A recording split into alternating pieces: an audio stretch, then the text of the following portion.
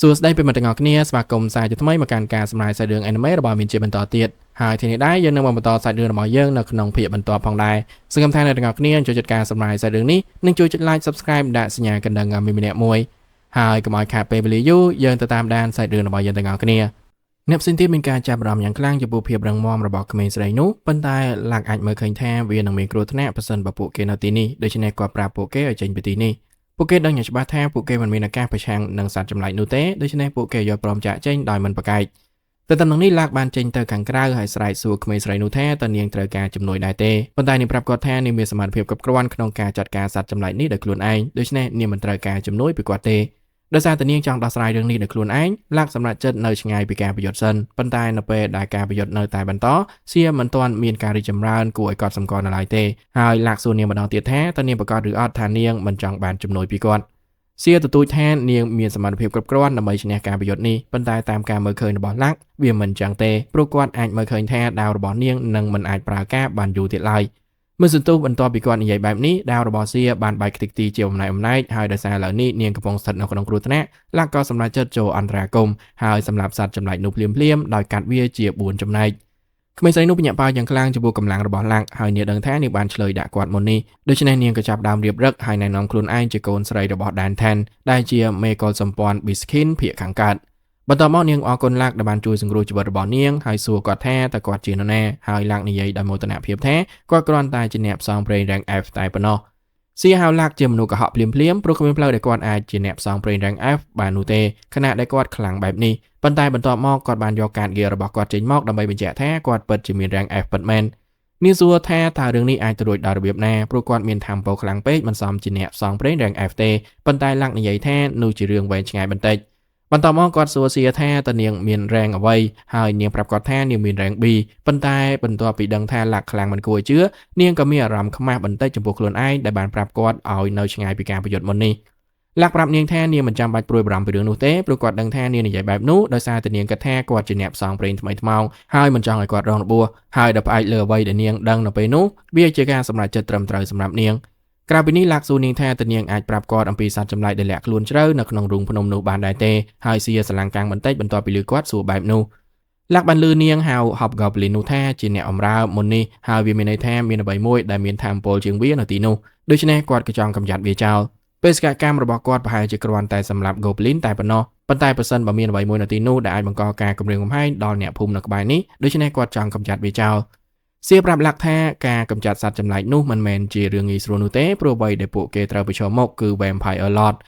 ឡាក់គិតអំពីអ្វីដែលគាត់ដឹងអំពី Vampire Lord ហើយជាមួយនឹងភាពរហ័សរហួននិងសមត្ថភាពក្នុងការប្រែកាយដ៏ខ្ពស់របស់វាគាត់អាចដឹងបានថាវាពិតជាគូប្រជែងមិនធម្មតាមួយប៉ុន្តែបើសិនបើសៀដឹងថាមាន Vampire Lord នៅទីនេះរហូតមកនោះឡាក់សួរថាហេតុអ្វីបានជានាងព្យាយាមប្រយុទ្ធនឹងវាតាំងពីដំបូងពីព្រោះ Vampire Lord ពិតជាខ្លាំងពេកសម្រាប់នាងក្នុងការយកឈ្នះដោយពិចារណាថានាងមានការលំបាកយ៉ាងខ្លាំងប្រឆាំងនឹង Hobgoblin មុននេះសៀដឹងយ៉ាងច្បាស់ពីភាពមិនស្មើគ្នានៃការប្រយុទ្ធប៉ុន្តែនាងនៅតែទទួលចង់ប្រយុទ្ធនឹងវាដោយមិនគិតពីអ្វីទាំងអស់ព្រោះនេះជាអ្វីដែលនាងមិនអាចថយក្រោយបានឡាក់មិនចាប់អារម្មណ៍ក្នុងការស្ដាប់រឿងរ៉ាវដ៏វែងឆ្ងាយនោះទេដូច្នេះគាត់សម្រេចចិត្តទុកវាចោលហើយមិនសួរសំណួរបន្តណាមួយឡើយប៉ុន្តែសៀនៅតែសម្រេចចិត្តប្រាប់គាត់អំពីរឿងរ៉ាវរបស់នាងនេះបញ្យល់ថាគ្រួសាររបស់នាងមកពីតកូលអ្នកប្រមាញ់ Vampire ហើយកាលពីពេលមុនពួកគេបានប្រមាញ់ក្រុម Vampire មួយហើយពួកគេស្ទើរតែឈ្នះសមរភូមិនោះរហូតដល់នៅសល់តែ Vampire តែម្នាក់គត់ប៉ុន្តែដោយសារតែមេកុលសម្ព័ន្ធបានរងរបួសពួកគេត្រូវបង្ខំចិត្តដកថយដោយទុកឲ្យ Vampire ចុងក្រោយនោះរត់គេចខ្លួនហើយ Vampire ចុងក្រោយនោះគឺជា Vampire Lord ដែលលាក់ខ្លួននៅក្នុងរូងភ្នំនេះនាងចង់ស្ដារកិត្តិយសគ្រួសាររបស់នាងឡើងវិញដោយកម្ចាត់ Vampire Lord នោះចោលជារៀងរហូតបើសិនបើដូច្នោះមែននោះឡាក់សួរថាតើមានអ្វីកើតឡើងបើសិនបើគាត់ជាអ្នកខាងក្រៅហើយជួយនាងកម្ចាត់ Vampire Lord ព្រោះគាត់បានគិតថាបិសាចបែបនោះនឹងរារាំងនាងពីការស្ដារកិត្តិយសកុលសម្ព័ន្ធរបស់នាងដោយដែលនាងចង់បា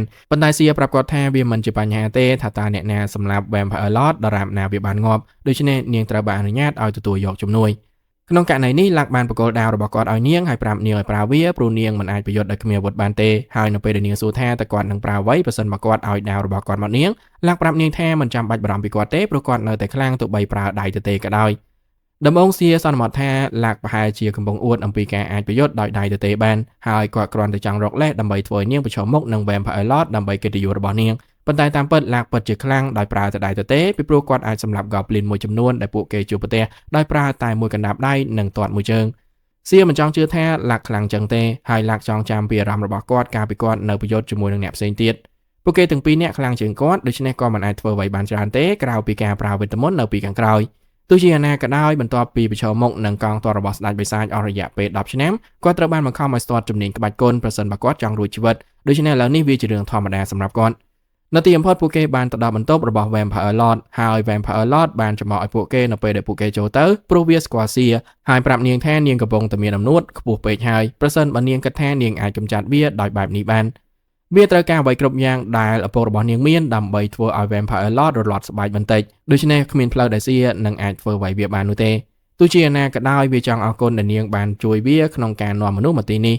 វេទមន្តសណ្ដំរបស់ Vampire មិនមានប្រសិទ្ធភាពលើពី Skin ទេប៉ុន្តែវាមានប្រសិទ្ធភាពខ្លាំងលើមនុស្សដូច្នេះវាក៏ព្យាយាមដាក់វេទមន្តលើលាក់ភ្លាមៗនៅពេលដែល Vampire Lord ធ្វើបែបនោះភ្នែករបស់លាក់ស្រាប់តែស្វាងភ្លាមៗហើយ Vampire Lord សន្មតថាលាក់ប្រហែលជាបានធ្លាក់ក្រោមការគ្រប់គ្រងរបស់វាហើយបញ្ជាឲ្យលាក់ដើរទៅមុខលាក់ចាប់ផ្ដើមដើរទៅរក Vampire Lord ហើយខណៈដែលលាក់កំពុងធ្វើដូច្នោះ Vampire Lord សួរសៀថាតើនាងចង់ស្លាប់ក្រោមដៃរបស់វាឬក៏ក្រោមដៃរបស់មិត្តរបស់នាងប៉ុន្តែនៅពេលដែល Vampire Lord កំពុងនិយាយបែបនេះលាក់ស្រាប់តែយាកណ្ដាប់ដៃទៅក្រោយហើយដាល់ Vampire Lord ចំកណ្ដាលមុខលាក់គ្រាន់តែធ្វើពុតជាស្ថិតក្រោមវេទមន្តដើម្បីឲ្យគាត់អាចចូលទៅចិត្តនិងវាយប្រហារបានហើយ Vampire Lord មិនយល់ថាលាក់អាចទប់ទល់នឹងវេទមន្តនោះបានដោយរបៀបណាទេប៉ុន្តែលាក់និយាយថាគាត់តែងតែមានភាពធន់ខ្ពស់នឹងវេទមន្ត debuff ដូច្នេះគាត់មិនភ្ញាក់ផ្អើលទេដែលវេទមន្តនោះមិនដំណើរការលើគាត់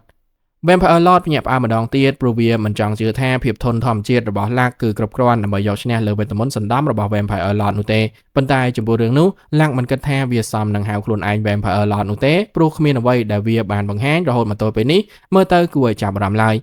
លាក់គ្រាន់តែនិយាយដោយស្មោះត្រង់អំពីគំនិតរបស់គាត់នៅទីនេះប៉ុន្តែ Vampire មានការខឹងសម្បាយ៉ាងខ្លាំងចំពោះរឿងនេះហើយស្ទុះទៅវាយផាលាក់ដូច្នេះលាក់ក៏ទាត់វាទៅបុកជញ្ជាំងរឿងនេះធ្វើឲ្យ Vampire កាន់តែខឹងជាងពេលមុនទៅទៀតដូច្នេះវាក៏ព្យាយាមប្រើវេទមន្តដើម្បីស្រូបយកកម្លាំងជីវិតរបស់លាក់ប៉ុន្តែលាក់បានឃើញវាទាន់ពេលហើយលោតឡើងទៅលើអាកាសដើម្បីគេចពីវេទមន្តនោះមុនពេលប្រើវេទមន្តបង្កើនល្បឿនដើម្បីស្ទុះទៅពីមុខ Vampire ហើយដោយសារឥឡូវនេះគាត់ស្ថិតនៅក្នុងចម្ងាយវាយប្រហារគាត់បានប្រើ skill Train Touch លើ Vampire ដើម្បីធ្វើវាចុះខ្សោយយ៉ាងខ្លាំងដោយបន្សល់ទុកវាត្រឹមតែសម្បកខ្លួនក្រៀមស្បិតដែលស្ទើរតែមិនអាចនិយាយបានVampire មិនចង់ជឿថាវាពិតជាបានចាញ់មនុស្សនោះទេហើយវាព្យាយាមរត់គេចខ្លួនដោយប្រែទៅជាវងប្រជៀវប៉ុន្តែសៀមិនប្រោសឲ្យវារត់រួចជាលើកទី2បានទេដូច្នេះនាងក៏ស្ទុះទៅមុខហើយកាត់ Vampire ដាច់ជាពីរដោយសារលក្ខណៈសម្បត្តិពិសេសនៃដាវរបស់ស្ដេចបិសាច Vampire មិនអាចព្យាបាលឡើងវិញដូចធម្មតាបានទេដូច្នេះវាក៏បានបែកខ្ទេចខ្ទីទៅជាទលីដីនៅលើដី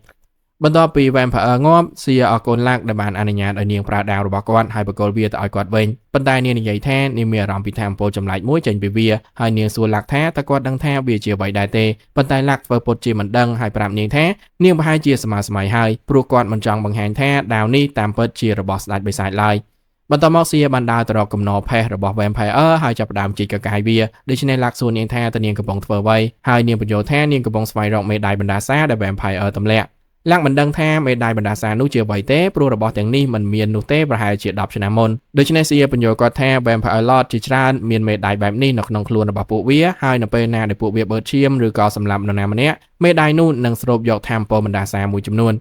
នៅពេលនោះក្បាលរបស់ Vampire ដែលមិនទាន់រលួយទៅជាធូលីនៅឡើយបានចាប់ផ្ដើមសើចហើយប្រាប់អ្នកទាំងពីរថាទោះបីជាពួកគេអាចសម្លាប់វាបានក៏ដោយក៏ពួកគេនឹងមិនអាចរស់ដោយសន្តិភាពបានទេព្រោះថាមពលរបស់មេដាយនោះនឹងបើកច្រកទ្វារអាណាចក្រឆាប់ៗនេះហើយនៅពេលដែលច្រកទ្វារបើកបិសាចរាប់មិនអស់នឹងចេញមកលុកលុយពិភពលោកនេះខណៈដែលស្ដេចបិសាចរបស់ពួកគេនឹងត្រឡប់មកវិញលាក់រំលឹកឡើងវិញពីភាពស្មុគស្មាញនៃច្រកទ្វារអាណាចក្រពីព្រោះកាលពី10ឆ្នាំមុននៅពេលដែលស្ដេចបិសាចឈ្លានពានជាលើកដំបូងគាត់និងអ្នកផ្សេងទៀតបានប្រយុទ្ធតវិញរហូតដល់ស្ដេចបិសាចដកថយចូលទៅក្នុងច្រកទ្វារអាណាចក្រហើយពួកគេទាំង3នាក់អាចដេញតាមបិសាចទៅខាងក្នុងមុនពេលច្រកទ្វារអាចបិទបានវាអាចទៅរួចក្នុងការចាកចេញពីអាណាចក្របិសាចនៅពេលណាក៏បានជាមួយនឹងរបៀបដែលច្រកទ្វារដំណើរការប៉ុន្តែមនុស្សជាតិមិនដែលរកឃើញពីវិធីបើកច្រកទ្វារពីអាណាចក្រមនុស្សទេដែលជាមូលហេតុដែលអ្នកផ្សេងទៀតមិនអាចត្រឡប់ទៅវិញដើម្បីជួយលាក់អស់រយៈពេលច្រើនឆ្នាំគំនិតនៃការបើកច្រកទ្វារមួយផ្សេងទៀតគឺមិនល្អសម្រាប់លាក់ទេដូច្នេះគាត់បានកាត់មេដាយនោះជាពីរដោយប្រើដាវរបស់ស្ដេចបិសាចហើយដាវក៏ចាប់ផ្ដើមស្រូបយកថាមពលបណ្ដាសាដែលមានន័យថាគ្មានច្រកទ្វារណាមួយនឹងបើកក្នុងពេលឆាប់ៗនេះឡើយVampire មិនចង់ជឿអ្វីដែលវាទៅបានឃើញនោះទេប៉ុន្តែលាក់ប្រាប់វាថាទោះបីជាច្រកទ្វារអាណាចក្រមួយផ្សេងទៀតបើកក៏ដោយក៏គ្មានបិសាចណានឹងចេញមកដែរព្រោះគាត់បានសម្លាប់ពួកវាទាំងអស់រួចហើយ Vampire ញាក់បាយយ៉ាងខ្លាំងនៅពេលឮលាក់និយាយបែបនេះប៉ុន្តែដោយសារឥឡូវនេះវាយកចិត្តទុកដាក់ខ្លាំងវាក៏ដឹងថាដាវដែលលាក់កំពុងប្រើគឺជាដាវរបស់ស្ដេចបិសាចហើយនោះជាពេលដែលវាដឹងថាលាក់ច្បាស់ជា Great Sen ប៉ុន្តែលាក់មិនចង់ឲ្យសៀដឹងអំពីរឿងនោះទេដូច្នេះគាត់ក៏សម្លាប់ Vampire នោះចោលមុនពេលវាអាចនិយាយអ្វីទៀត